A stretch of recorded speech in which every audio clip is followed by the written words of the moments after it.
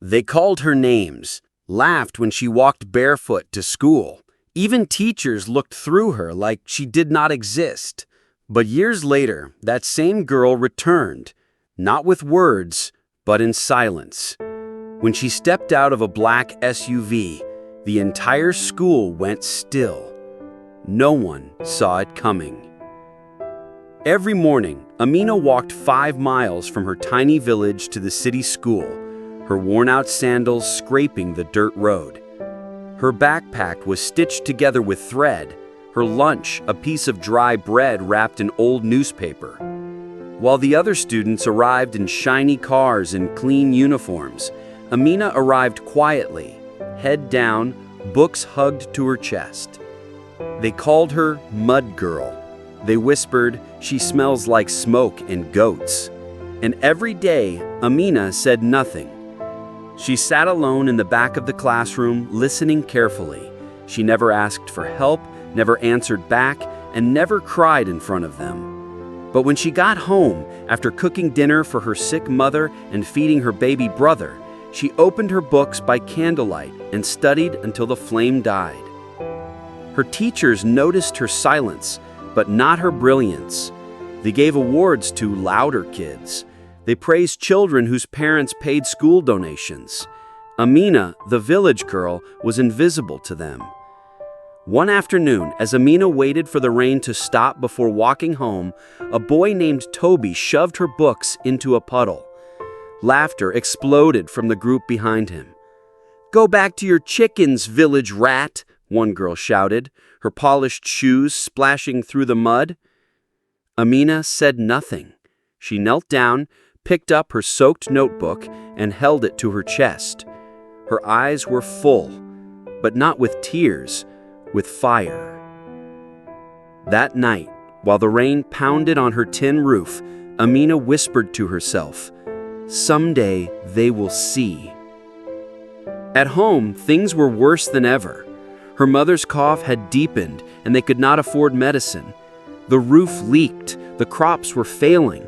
Some nights, Amina went to bed hungry just to leave more for her brother. But she never missed school, never complained, never gave up. One day, an elderly teacher named Mrs. Bello saw Amina solving a complex math problem no one else could. Quietly, after class, she asked, "Who taught you this?" Amina replied, "No one. I read old textbooks from the trash." Mrs. Bello's eyes welled up. That evening, she called someone she had not spoken to in years, her son, a university professor in the city. She said, "This girl," she said softly, "is different. She has something you cannot teach." Meanwhile, the other students laughed louder. Their jokes became crueler, but Amina just kept walking. Through rain, through shame, through silence. She had no idea that someone was watching, that someone had plans, and that everything was about to change. Amina had grown used to being overlooked, but something changed after that day with Mrs. Bello. The next week, Amina was called into the principal's office. She thought she was in trouble. Instead, a tall man in a suit sat waiting for her. His name was Dr. Ameka, and he introduced himself gently. He said, "I hear you are very smart. Would you mind solving a problem for me?" Amina hesitated, her fingers trembling as she picked up the pencil. In 10 seconds, she solved it. Dr. Ameka was stunned. Then he turned to the principal and said just 2 words, "Full scholarship." It was like something out of a dream. Amina was offered a place at a top academy in Lagos, a school where every student had laptops, air conditioning, and teachers with PhDs. But Amina wasn't thinking about the luxury. She was thinking about what it meant. It meant her mother could rest. It meant her brother would eat. It meant her life was no longer something to escape from. The night before she left the village, she sat beside her mother's bed. Her mother whispered, "Do not let the world change your heart, Amina. Let it sharpen your mind, but keep your heart soft." Lagos was a different world. The students spoke fast English. They wore perfume that cost more than her family made in a month. The girls mocked her village face.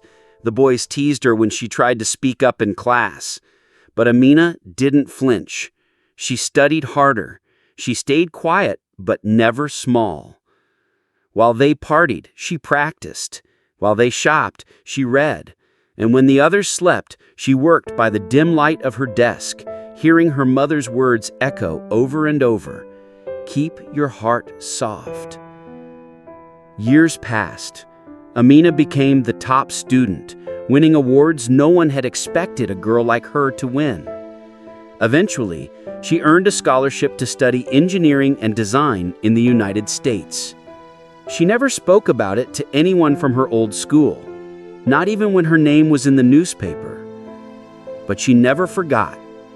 She never forgot the puddles, the laughter, the day her books were kicked into the mud. Then, one day, years later, something unexpected brought her back. Her former school had launched a fundraiser for repairs. The buildings were crumbling and they were looking for donors. Amina, now a successful engineer and business owner, called her assistant and said, "Make the donation, but do not use my name. Just tell them a visitor will come next Friday."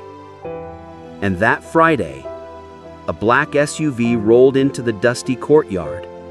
Doors opened, students stared, and then a woman stepped out. Heels clicking, eyes forward, silent. It was Amina, but no one recognized her. Not yet. The students watched in silence. Teachers peeked through the windows. No one knew who the mysterious woman was, dressed in a shark navy blue suit, stepping out of the sleek black SUV with quiet power. Her heels touched the same ground where her torn sandals once scraped. Her eyes scanned the courtyard, now faded but familiar. No one recognized her. Not the principal, not the teachers, not the classmates who once mocked her, until an old voice cracked through the quiet. "Amina!" It was Mrs. Bello, now older, her hair streaked with gray. Her hands trembled as she stepped forward. "Amina, my dear girl, is it really you?" Amina smiled. Her eyes softened. "Yes, ma'am. I came home." The staff erupted with gasps. Students stared, whispering. Phones came out. And then the principal, who once overlooked her, rushed forward with a fake grin. "You look successful. What brings you back, Miss Amina?" She glanced around, taking in the faded paint and broken windows. "I heard the school needed help." Yes, he stammered. "We've been asking the community for support, but no one has come forward. Times are hard, you see." She raised her hand gently, silencing him. "I already made the donation. The buildings will be restored. New computers, clean water, better pay for the teachers. Everything you need is covered." The principal's mouth fell open. But why? After how we... She turned and looked at the students watching her. Many of them dressed just like she once was. Some had bare feet. One girl clutched a torn book to her chest.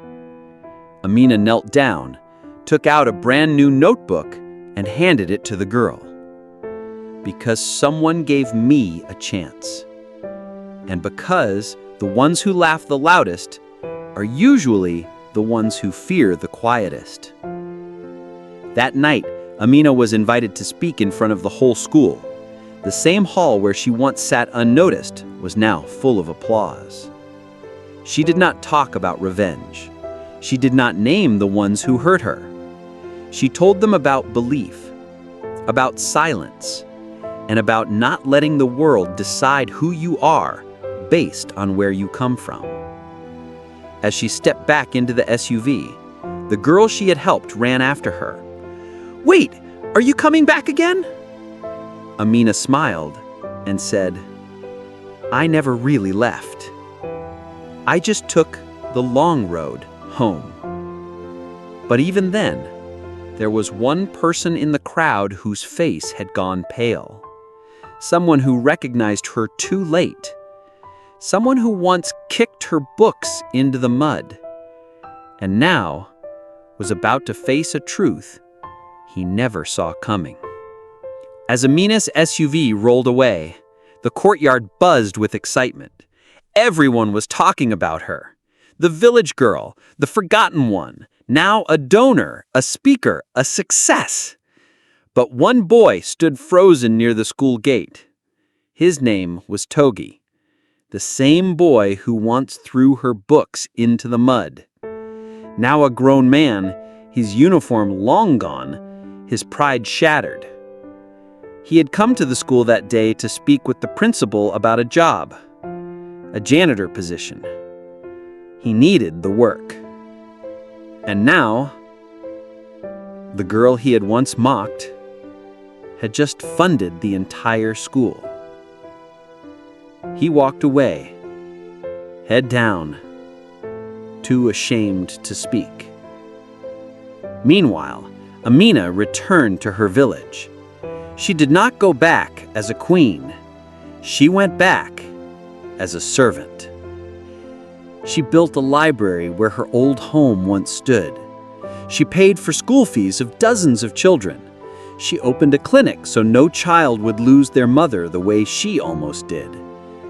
But she never changed who she was. She still walked barefoot sometimes, still cooked for her brother, still lit a candle at night to read. One afternoon, a journalist from a national paper came to interview her. "You've made millions. You've traveled the world. Why come back here?" Amina smiled. Her answer was simple. "Because this is where I was broken and where I found the strength to rebuild." A photo of Amina standing outside her village library, surrounded by children, went viral. People around the country wanted to know her story. TV stations called, politicians reached out, but Amina refused the spotlight. She had already said what she needed to say, not with microphones, but with action.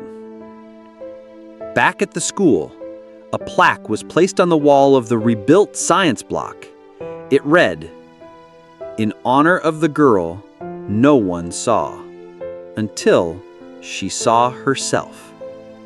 And every time a student passed by it, especially the quiet ones, they stood a little taller. They dared to dream a little bigger. Because they knew, you never laugh at someone climbing. You might meet them at the top.